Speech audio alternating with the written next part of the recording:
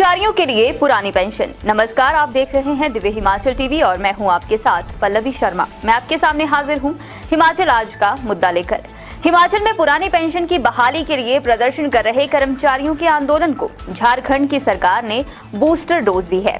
सोरेन सरकार ने पुरानी पेंशन बहाल कर दी है। अब इससे हिमाचल के एनपीएस कर्मचारियों का जोश दोगुना हो गया है। वहीं आउटसोर्स कर्मचारियों के लिए पॉलिसी फाइनल हो गई है। अब क्या चुनावी साल में कर्मचारियों को साथ पाएगी सरकार? हम पहाड़ी में इसी पर चर्चा कर रहे हैं अनिल अग्निहोत्री और राजेश शर्मा।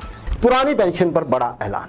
जी हाँ। अच्छा राजेश, सबसे बड़ी खबर है आज ये, कर्मचारियों के नजरिए से देखें तो झारखंड में भी ओल्ड पेंशन स्कीम का रास्ता साफ हो गया है। खबर क्या है? बिल्कुल सही है। देखिए, झारखंड राज्य ने अपने तमाम एनपीएस के कर्मचारियों के लिए पुरानी पेंशन बहाली का ऐलान कर दिया। अग्निहोत्री जी, कैबिनेट की बैठक में इस पे बाकायदा मोहर लग गई है। हेमंत सोरेन मुख्यमंत्री झारखंड के हैं, जिन्होंने बाकायदा इसकी जानकारी दी है। बड़ी बात यह कि कैबिनेट सचिव वंदना दादेल ने जिस तरह की पुष्टि जब की, तो झारखंड के एनपीएस के कर्मचारियों का एक तो वनवास खत्म हो गया, दूसरा एक दीपावली सा माहौल उनमें पैदा हो गया, जिस तरह की ब्रीफिंग उन्होंने की थी।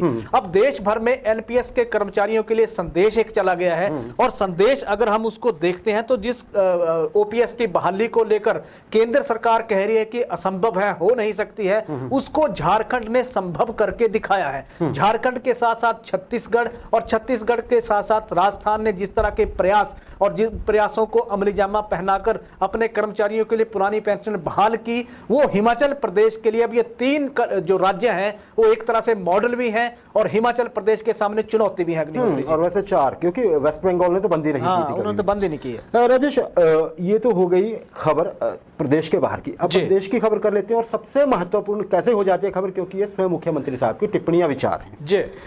ओपीएस पर गाहे बगाहे मुख्यमंत्री अपनी राय जरूर प्रकट कर देते हैं। अब भी उन्होंने ये कहा है कि केंद्र के साथ बातचीत करके हिमाचल सरकार ओपीएस के लिए रास्ता तलाशने की प्रयास कर रही है, पूरे प्रयास कर रही है। इसके साथ ही साथ उन्होंने राजस्थान का उदाहरण भी दे दिया है राजेश, बिल्कुल, कि गहलोत साहब आजकल उलझन में हैं, जिसकी उन्होंने वजह भी बताई, और उन्होंने ये भी बताया कि उनको पता कैसे चला। क्या मामला क्या है राजेश? बिल्कुल सही है। देखिए, अगर हम हिमाचल प्रदेश की बात करें, मजबूरी एक तरह से है, केंद्र सरकार के निर्देशों के बाहर सरकार जा नहीं सकती है, जयराम सरकार, बिल्कुल। और हिमाचल प्रदेश के कर्मचारी अब केंद्र और हिमाचल सरकार के बीच में एक तरह से ओपीएस को लेकर पिसके रह गए हैं, एनपीएस के कर्मचारी। इसीलिए एनपीएस के कर्मचारी, अग्निहोत्री जी, अब मुखर हैं। और जहां तक रास्ता निकालने की बात है, तो मुख्यमंत्री जयराम ठाकुर कह रहे हैं कि बीच का रास्ता सरकार निकालने जा रही है। लेकिन जब रास्ता ही निकालना है या तो प्रयास करने ही है, तो फिर तो पुरानी पेंशन की बहाली के लिए प्रयास होने चाहिए। और जिस तरह से उन्होंने कहा कि एनपीएस के जो भी कर्मचारी हैं, जितने भी कर्मचारी हैं, वो तो ये कह रहे हैं कि बीच का रास्ता नहीं चाहिए, सिर्फ पुरानी पेंशन हमारे लिए और चाहिए। सबसे बड़ी बात यह है अग्निहोत्री जी कि दो चीजें बड़ी महत्वपूर्ण है जहां ओपीएस की बहाली के लिए, जो देश भर के नजरिए से अगर हम देखते हैं, हिमाचल प्रदेश में एनपीएस के कर्मचारियों के लिए जितने भी प्रदर्शन इन्होंने किए हैं, देश भर में सबसे ज्यादा प्रदर्शन एनपीएस के कर्मचारियों ने हिमाचल प्रदेश में ओपीएस की बहाली के लिए की है। दूसरी महत्वपूर्ण चीज, सबसे ज्यादा ज्ञापन सरकार को पुरानी पेंशन की बहाली के लिए हिमाचल प्रदेश के कर्मचारियों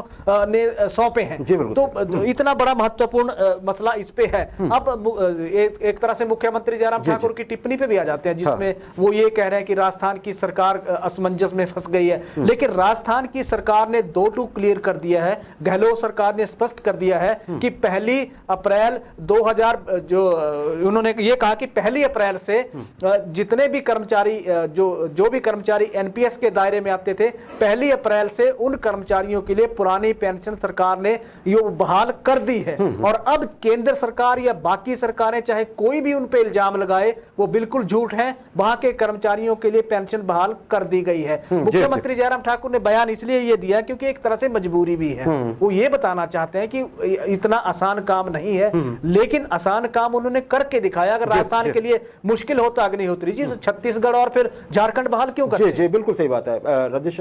तभी लगता है कि शायद कहीं कोई मिरेकल, कोई चमत्कार हिमाचल से ही शुरुआत हो जाए शायद, है ना, ओपीएस सेंटर की तरफ से लागू करने की।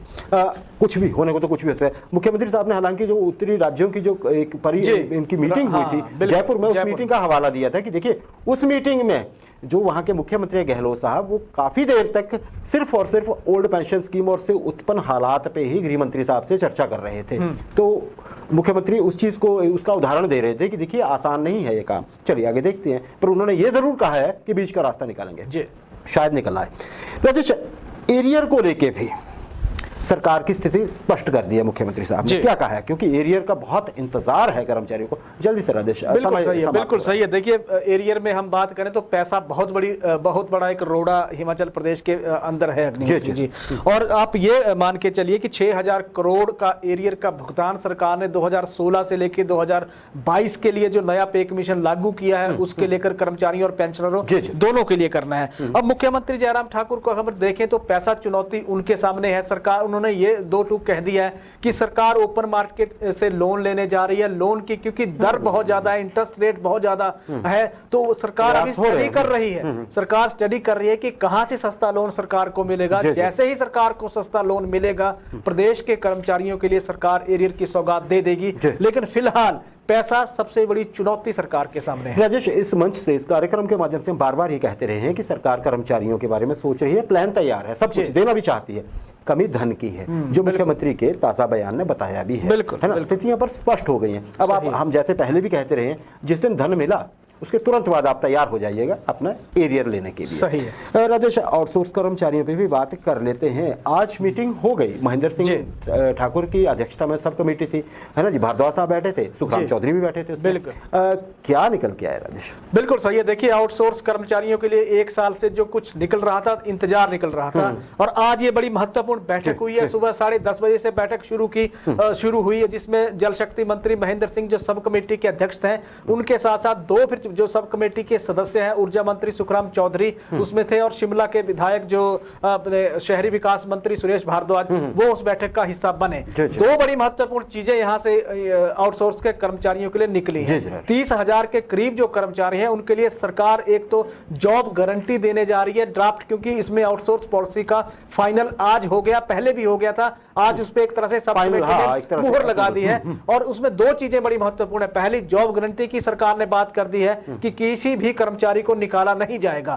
दूसरा, उसमें सैलरी को लेकर है। हालांकि सैलरी को लेकर थोड़े से अभी इश्यूज बचे हैं, जिनको लेकर अभी सरकार के साथ चर्चा सब कमेटी करने जा रही है। और सब कमेटी सरकार से चर्चा करेगी, सैलरी के जो भी इशू कर्मचारियों के हैं वो सुधार लिए जाएंगे। उस पे जितना भी बेहतर होगा वो सब कमेटी करने जा रही है। बड़ी महत्वपूर्ण चीज ये है कि अगली जो कैबिनेट की मीटिंग आ रही है, उस कैबिनेट की बैठक में आउटसोर्स की पॉलिसी पे मोहर लगने जा रही है। तो 30,000 कर्मचारी जश्न मनाने की शुरुआत कर सकते हैं। राजेश, आपने वेतन की बात की, सैलरी की बात की, जाहिर है वो जो फाइनल होगी इसमें प्रारूप होगा उसका। लेकिन जैसे कहा था कि जो हायर पोस्ट पे हैं, अगर जॉब गारंटी चाहिए होगी तो शायद वो थोड़ी डिडक्शन होगी, और ये फाइनल होगा फाइनेंस सेक्रेटरी के साथ बातचीत के साथ, जो अभी होना बाकी है। अभी तक एक प्रपोजल होगा, तो अभी सैलरी पे लेके जो हमारे पास लेटेस्ट इंफॉर्मेशन है वो अभी तक थोड़ा समय लगेगा, पॉलिसी सामने आ जाएगी, लेकिन बहुत जल्दी शायद अगली कैबिनेट मीटिंग में ये अप्रूव भी हो जाए।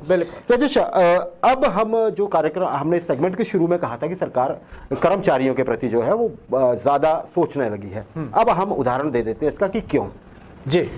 राजेश, कर्मचारी कल्याण बोर्ड धूमल सरकार के समय पर बना था ये, बिल्कुल, और उस समय में वहां पे घनश्याम शर्मा जो पूर्व कर्मचारी नेता थे उनको बनाया गया था उपाध्यक्ष, अध्यक्ष जो भी उस समय वो थे।